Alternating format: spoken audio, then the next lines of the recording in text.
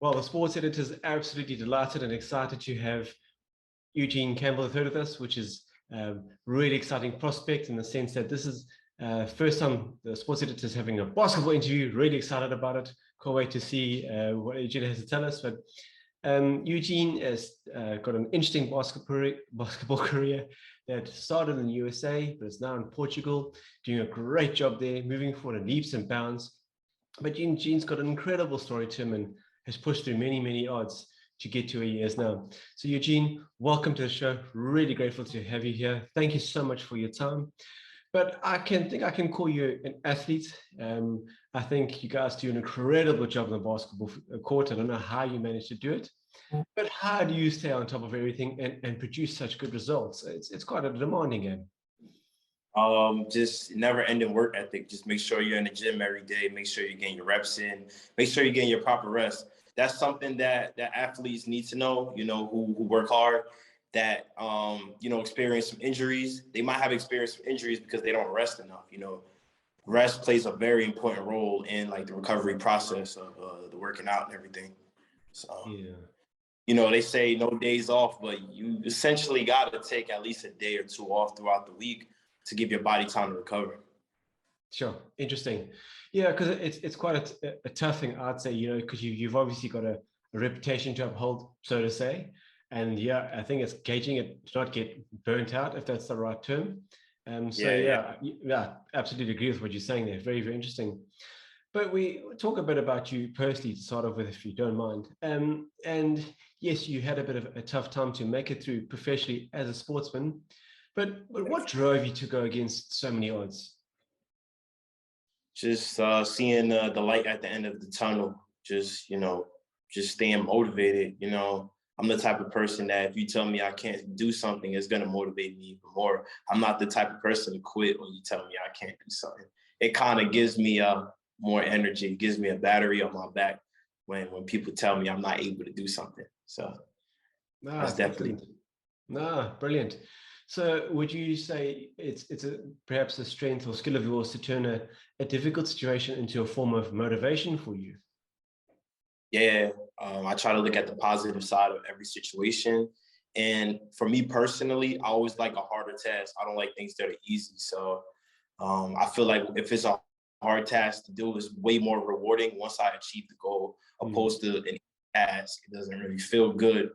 It may look good, but it doesn't feel good.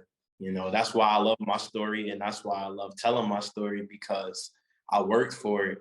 I worked blood, sweat, and tears for many years for it. So, that's why it's so inspirational. Yeah, well, I hope a lot of young people end up listening to this because that's so key.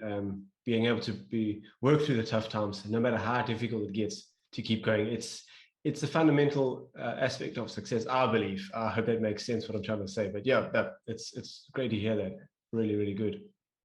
But basketball, from what I can gather, a lot of skill involved. Really is an immense. I don't know how you guys are able to do that in the sense that you shoot the ball through that tiny little hoop and it's precise.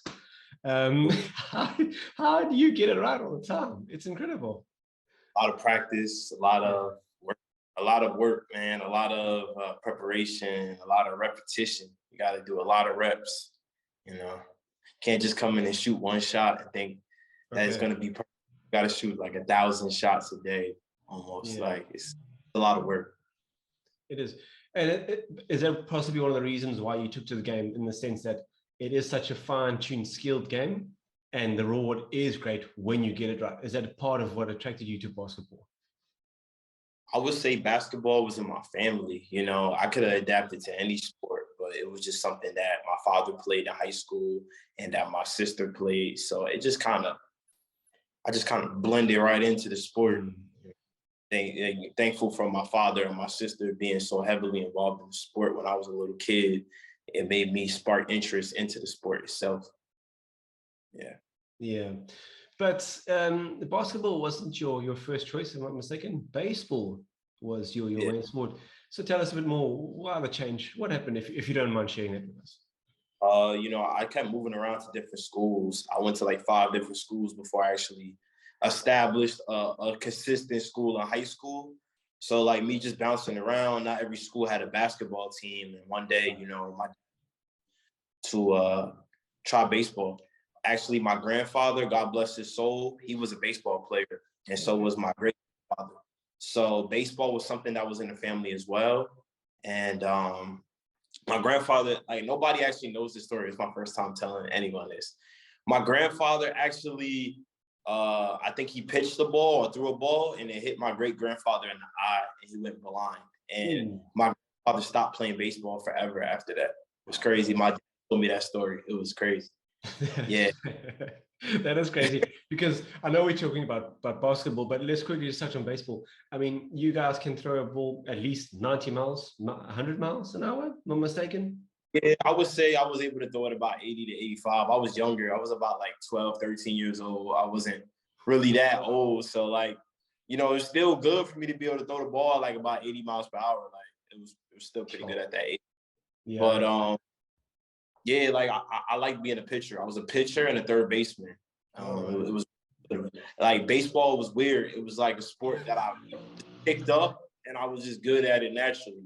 I didn't really try hard for baseball at all and just picked up on it so naturally. It was strange, you know, because I was already athletic. I was already fast. Yeah. So like me playing in the infield, easy.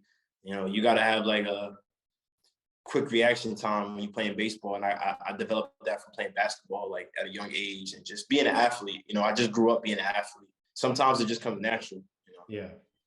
No, definitely. Yeah, it's good to see. Really good to see and hear that you're able to adapt and move around. But the story about your grandfather, man, that's crazy. Yeah, it's crazy. Wow. Anyone that story, like it just came to my head now. Like, yeah. So sure. Yeah. Anyway, wow. Sure. But yeah, thanks for sharing it. That's your okay. But yes, you mentioned school. In New Jersey was your school. Do you feel? Yeah, that... I went to New Jersey City University in Jersey City, New Jersey. Right. Do you feel it set a good platform for you to get to where you are now? I would say it definitely helped me build a lot of connections. It definitely helped me get my education so I could have something to fall back on just in case basketball doesn't work out for me. That's why I essentially went back to school after I got my bachelor's to get my master's. So I actually have 3 degrees. I have my associate's, my bachelor's, and master's degree. And I got all 3 of these degrees before I started my professional basketball career because, you know, education first, you got to make sure you have that before you do anything. Because anything can happen with basketball. You know, basketball was betting on myself and taking a chance. If that didn't work out, I still got a master's degree to fall back on to get me a job in the market, you know. So I took the safe route. Yeah, I agree with you, but perhaps some people might say, well, you might have lost a few years in terms of your exposure for basketball. What would you say for a comment or a question like that? I wouldn't say that because I graduated at 23. There's people that are still trying to pursue a basketball career at 30. I felt like I was still young. That's why I did everything while I was young. For me, like in my perspective, it was better for me to get my master's degree while I'm in my early 20s, opposed to going back after a career and not having the motivation. I had the mindset and the motivation to get the job done. So I just did that, you know, while my mind was still fresh and still, you know, ready to learn and it was still expanding. You know, I'm still in that phase, but, you know, I got it done at an early age. Now I could just focus on my basketball career. You know, I'm in school again right now to become a referee because I just do a lot of different avenues. Like, and during quarantine and COVID, instead of sitting in the house all day, I took classes to become a certified personal trainer. So, you know, I take advantage of every opportunity. I'm a go-getter. I'm an ambitious person, and I can't be sitting in the house doing nothing. I got to do something. Got to do something constructive. I got to make money. You know what I'm saying? I got to build myself.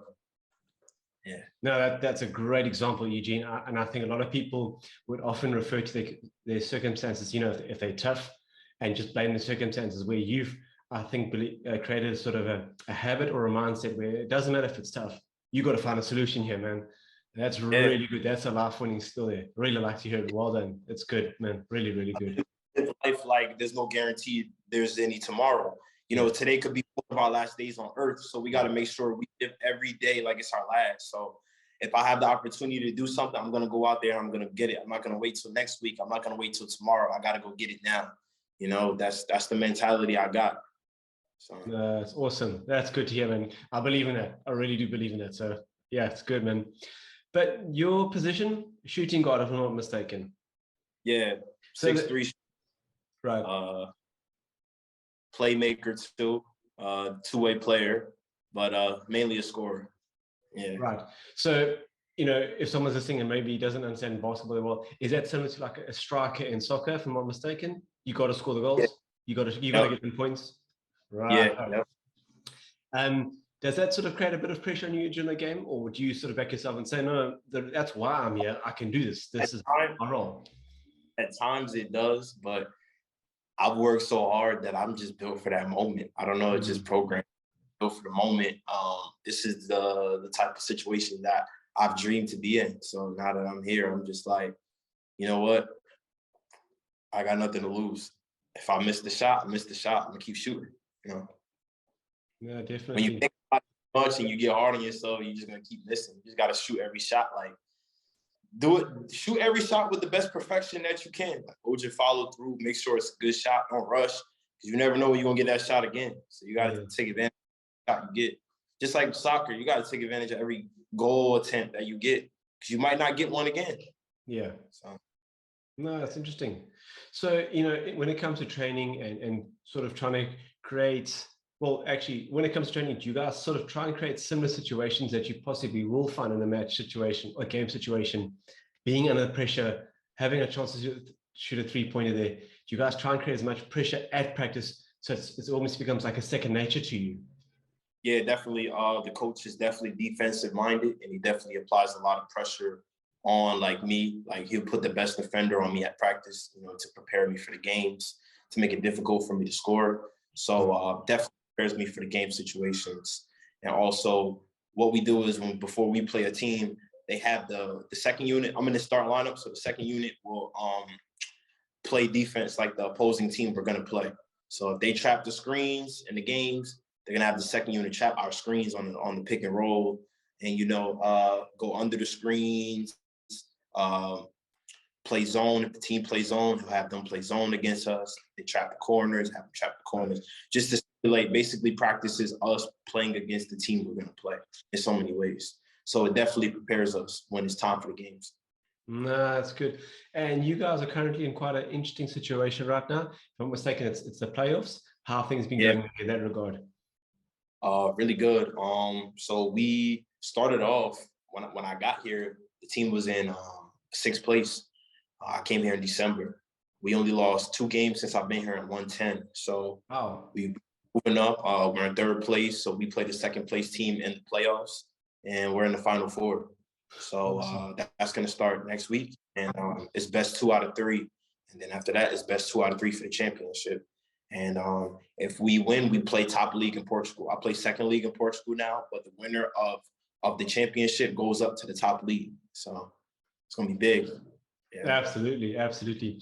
And you mentioned winning there, which is obviously great, and everyone wants to do that. But do you believe that the team culture is also getting stronger and more to where it should be? Yeah. Everybody's like a brotherhood, man. Everybody's riding for each other. It's like an assembly line. Everybody, if this person gets beat on defense, this one's here to help. Somebody falls on the ground, somebody's quick to pick their teammate up. We're all family oriented, and that's the great thing about it. There's no division here. Nobody got beef with another player. Everybody's good, and that's the culture of winning. Teams that win, they're together. There's no if there is anything that I may feel or somebody may feel about me on the court, we'll talk about it in the locker room and just, brush it off. I feel like if you don't communicate with your teammates about any issues you have with them, it's only going to make the situation worse. Yeah. You always got communication is the key on and off the court. Absolutely. No, that's good. Sounds like a good team vibe there. But I just want to make sure I'm pronouncing your team name correctly. Montijo? Yep, perfect. All right, there we go. Okay. Good. At the start of the season, did you guys sort of sit down and say, okay, this is where we want to go, this is what we want to achieve? Have you guys sort of met the goals? I know you said you're in playoffs, but there could be quite a few aspects that you guys look at. Has the team sort of got to where they really want to be this season? we definitely exceeded the goal. So the first goal when I got there was to make it to the next part of the season, because the top 4 teams of the South and the North go to the next phase. So the first goal for the coach was just to make it to the next phase, and we did that. And after we went to the next phase, we were undefeated in that round, and now we in the playoffs. So we exceeded that goal. The next goal that he had after the next phase was us to be undefeated at home in the phase, and we was undefeated at home. So we actually completed 2 goals. So now our goal is to get the championship and move up to the top league. So. No, excellent. And I'm sure, you know, the better you guys do, it's just going to create more awareness in the community around you. Are people sort of warming up to basketball? If I can use that term even more? Yeah, definitely. You guys playing Portugal at the moment? Are they trying to develop the game more so basketball grows and becomes a true powerhouse sport in Europe? Oh, yeah. Yeah, they're definitely, you know, trying to make the country grow as far as basketball, because, you know, obviously football is the main sport in European. Yeah. You know, except for like Spain. Spain's big on basketball. Besides that, like every Europe, soccer. So they're trying to build Portugal as much as they can. They actually had one player go to the NBA last season, so that's a big milestone for them. Not a lot of countries have, you know, NBA players that come from that country. So definitely a big goal for them, and that's definitely going to help them expand. And for me, I'm the first American to come to Montijo to play, so it's definitely a big milestone for them in that regard. And I'm the only American on the team, so I get double game every game. I get double teamed every game. I got players that don't care about scoring. They don't even look at the ball. They just follow me like a little puppy everywhere I go. Sorry. They foul me, push me. They don't care about getting the ball. They just want to make sure I don't get the ball. It's funny. Well, there we go. You've got a reputation to uphold now. Eh? Good luck. I hope it goes well. But however long you've been in Portugal for, is there sort of one ambition or one goal that you really, really want to achieve, you know, before you call it a day there? I want to come home with a championship. I want to come home making sure that, you know, I did everything that I was supposed to do, and that I gave everything 120%, not 100, 120, you know. I just want to go home feeling proud of the success that we've done as a team. I'm already proud, you know, but I'm a goal digger. I gotta achieve more goals. I'm not satisfied with just making the playoffs. We gotta make some noise. We gotta get a championship. So yeah, I just want to, you know, make my family proud, and, you know, they're watching my games. My friends from back home watching me. So, and the kids out here, they love me. Like the kids in Portugal, they look up to me. So it's just motivation, No, that's excellent to hear, man. Really, really, really good. You know, you've actually played, you know, around the world a bit, because if I'm not mistaken, you played a bit in Armenia, Moldova. Obviously, you grew up in the USA, now in Portugal. Has this exposure sort of also expanded your skill base, essentially? Yeah, I'm definitely learning a lot from each country. Just the different styles of play and rules, and Portugal is definitely making me better. Out of all the countries, Portugal is making me better, 100%, because they play really physical here. Like I said, I'm the only American. So me being the only American, the target is and the focus is on me every game. So, you know, when I get into a situation where I'm playing somewhere and I got like 2, 3 Americans on my team, I'm so used to being closely guarded that if they take a step back on me, it's over. You know, it's lights out. I'm gonna do whatever I want to do, because we're here. I'm playing and I don't even have room to breathe, and I'm still scoring 20 points a game. So, you know, it's just making me a better player. No, that's awesome. That's really good to hear. But yeah, we've been talking about basketball and all of that and how competitive it is. But do you enjoy the Portuguese lifestyle? Are you enjoying it there quite a lot? I love the weather. I love the people. People are so generous. You know, it's a tropical country. So this whole winter has been like 65, 70 degrees. And Celsius has been like 15, 16 Celsius every day. That's from nice. December to all the way till now. You know, today hit 25. So it's definitely a hot day. And just the culture, you know, the culture is beautiful. The people are just good-hearted people. You know, they make you feel like you're at home. You know, I feel like I'm welcomed here. And there's no that, you know, especially being away from your family and your friends. You want to go to a place where you feel welcome. And I definitely feel that here. No, definitely. Yeah, that makes a huge difference for sure. You touched on the NBA, and I mean, you know, that NBA has got quite a reputation. Obviously, a lot of money involved in that. And is the Portuguese Basketball Leagues also trying to make steps or inroads to fund the sport even more, to attract even more athletes? Has there been any talk of that? What are they sort of feeling towards their basketball growth in Portugal alone? The thing is, they just got to get more money from the government. The government made on soccer, so soccer is really big in Portugal. They got teams like Sporting, Benfica. You know, those teams have like millions of dollars. Basketball has a lot of money too, but only a specific amount of clubs. So it's just about, you know, getting more money into the country as far as basketball goes for the funding. You know, the organization is very organized. The staff, the league itself, everything is good. It's just that, you know how it is. Money makes everything possible. With more money becomes more opportunities and more equipment, and you know it'll be more lively broadcasted on TV as well. So it's just a matter of getting money. Like, you know, for me personally, like one of my goals is like I love this country so much. Like if I start making big money, I'll definitely give back to this country for sure. Yeah, because they have a lot of potential. So. no, it's good.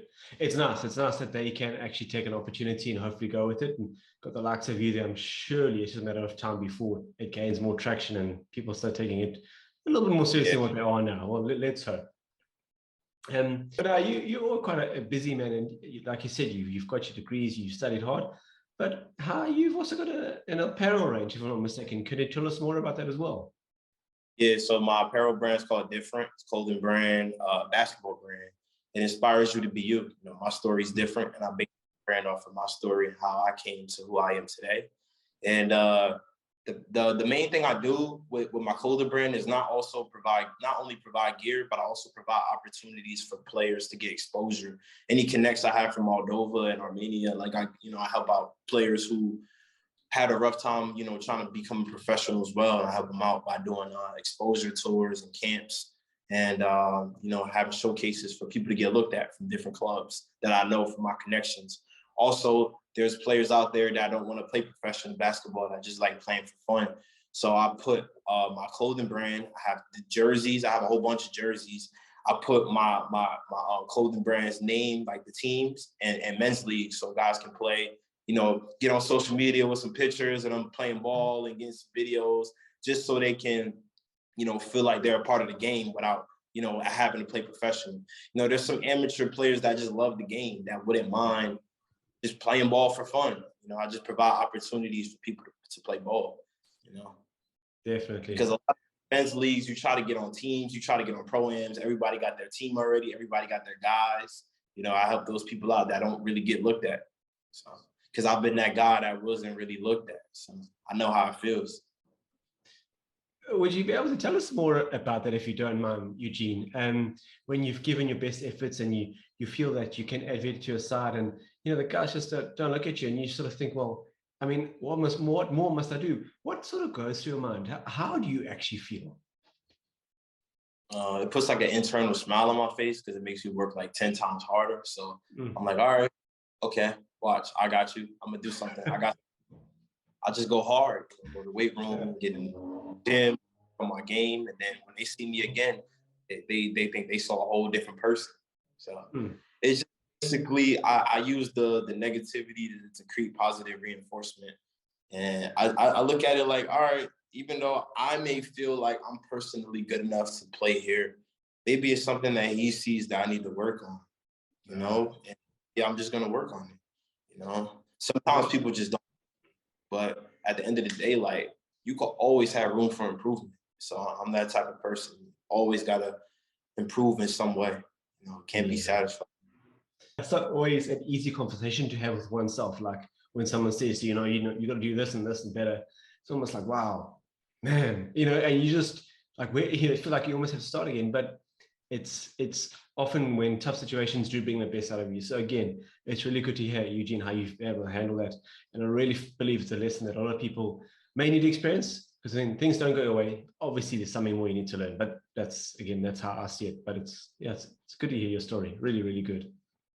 And from an African perspective, since I'm in South Africa, if you don't mind, I can briefly chat about Africa.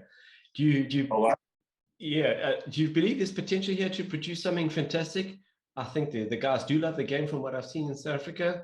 Do you feel that there could be an opportunity for the game to grow here as well? Yeah, I mean, they got the BAL, like they got bought out by the NBA with one of their leagues. So like I see a lot of growth in African basketball. It's funny because they got this league in Cabo Verde that is supposed to be one of the good leagues out there. I entered the draft like a long time ago, but I forgot. They actually hit me up a couple weeks ago, telling me to send them my Portugal film, like of the Final Four before the 31st of May, and I might be able to get into the draft. So this is something I'll get into just in case something doesn't work out. I got my agents working on me getting other deals, but I could possibly be playing in Africa, maybe. It's a possible thing. Yeah, so Definitely. Yeah, it's good, man. And I think again, they just need some exposure, and I really believe the guys will. Yeah, but it's tough because there's different agendas, and who knows what goes on behind the scenes. But the love for the game is there. It really, really is there. So it's interesting. But Eugene, so like they got some really good players. They just don't exposure, like you said. Yeah. It's crazy. That now you've brought up a good conversation. Now you got a player of like Michael Jordan, who was absolute legend. He's got all these lovely sayings and quotes and things like that. Then you got a player like LeBron James, who's an absolute talent. Was it a classic case of Michael Jordan just worked really hard to get where he was, and LeBron James is really talented? But who do you feel is the better player? Because while they're both interesting cases to talk about there. Those two different generations and two different eras. Yeah. Winner, it has to be Michael Jordan. Michael Jordan as winner, he's found a way to just win championship after championship. His accolades speak for himself. So do LeBron. But LeBron took a lot of L's in the finals and the playoffs. I would say LeBron James had better teams than Jordan too, overall. Better players, in my opinion. Like, if you want to talk about a complete team as far as superstar power, like, he had better players around him. Like, he won a championship. He had Anthony Davis. He had a really good Rondo at the time. Like, that was a good team. That was a really good team. And it was at a good time. It was in the bubble. I feel like the 90s basketball was a lot more physical, and a lot of fouls were not called that will be called now. And Jordan was still able to survive that and win 6 championships against very good Hall of Fame players as well. It's a topic that can go either way, but like, the only way I could separate the two is through being a winner, and it's definitely Michael Jordan. Yeah, interesting. Skill set and athleticism is very close. Especially the fact that LeBron is 37 years old and still athletic. Is still very athletic for his age. Is ridiculous. So, and if you look at old film of LeBron when he was in his 20s, he was ridiculously athletic. So it would have to come down to just winning championships and being a winner. Like, you can't say his court vision was better than Jordan's, because you watch the film from Jordan, he had crazy court vision too. Like, It's just crazy. I would say LeBron was a little bit physically bigger than Jordan, but like, that's about it, Crazy. Yeah. No, great analysis there. Really, really good. And Eugene, you said your family obviously means a lot to you, which is great. But who was your idol looking at from a basketball point of view? I have a couple. So I have a very close family friend that I grew up with who was a former NBA player. definitely looked up to him growing up, seeing him rise to stardom and rise to the NBA. I don't know if you're familiar with Kenneth Fareed, the Manimal. Right. I grew up with him as a little kid. Like he's like my cousin. Not blood, but my cousin. My father and his father are best friends, and they knew each other for a very long time. And he's been at my house multiple times. I've been at his house. And I just watched him develop into a NBA player. It was crazy, and I still talk to him almost every day to this day. And definitely a big role model because he's somebody that works very hard. He was an undersized big man that just made his presence felt on the court every night. His athleticism, his rebounding, his ability to block shots, dunk on people. It was crazy, So definitely one of my big inspirations. Somebody I don't know, Paul Pierce is my favorite player of all time. Favorite player of all time. The tenacity, the underdog story, got stabbed 12 times, came back right to the NBA, 82 games, averaged 26 points a game. NBA championship, stole a championship from one of the greatest players of all time, Kobe Bryant, God bless his soul, and just created a dynasty, became a Hall of Famer, one of the best to ever play the game. Second best Celtic of all time. I'm not going to screw Larry Bird over like that. He was the greatest, but second best Celtic of all time, no debate, and just a great player. I definitely idolize Paul Pierce for sure. No, that's great to hear, man. Yeah, some really good names you've thrown out there, Eugene. Brilliant stuff. It's really, really good, man. So, Eugene, as you touched on earlier, obviously the playoffs now. Once that's done, you guys have a bit of a break. What happens next for you after that? We're going to start playing the playoffs, best 2 out of 3 against the second seed. And the first seed is going to play the 4th seed. And after that, we play against for the championship. And then we move up to the top league. And history is made. This team has never done that before. So we out here trying to just make it. No, that's great. Then wishing you guys well. Yeah, first year having an American, reaching height. I gotta keep this Cinderella story going, man. Absolutely. Wow, that's brilliant. That's brilliant. Well, Eugene, it's been really good to chat to you. Thank you so much for your time. Really great to see your approach to life and basketball. Love hearing stories like that. It's fantastic. I hope it inspires many people. It's encouraged me in a few ways because it's nice to hear that when you go through a challenge and you've adopted a certain mindset to keep pushing through, it works because other people are testament of as well. So yeah, I could definitely see you like in 5 or 10 years looking back now and saying, yeah, I inspired myself. You see, I can do it. I inspired myself. Yeah, that's how I see you. So it's brilliant. Yeah. Yeah, man. You just gotta inspire yourself, motivate yourself, motivate others. It might be one person that was gonna give up on their career, whatever career the path they were gonna take. Doesn't have to be basketball. They were gonna give up, man. I hope that if they see this video and they see the article, then they just get back to what they were doing. Just keep that going. Yeah. That's what I want to do. I just want to inspire people that's feeling down, people that's thinking about giving up. Nah, just keep going, keep pushing. I want to be that guy to just help people keep it going. Yeah, no, definitely. And just to add on one other thing, Eugene, especially where the way the world's right now, things seem to be in absolute chaos. This is the time when you really need to stick at it and just keep going. Just keep going, yeah. Because it seems like anything is possible at the moment. It's crazy. So yeah, just keep going. I really like your story, man. Brilliant, absolutely brilliant. I appreciate it. Yeah, man. Thank you. Good luck with your training. Go well. All right, thank you. All right, Eugene. Cheers, man.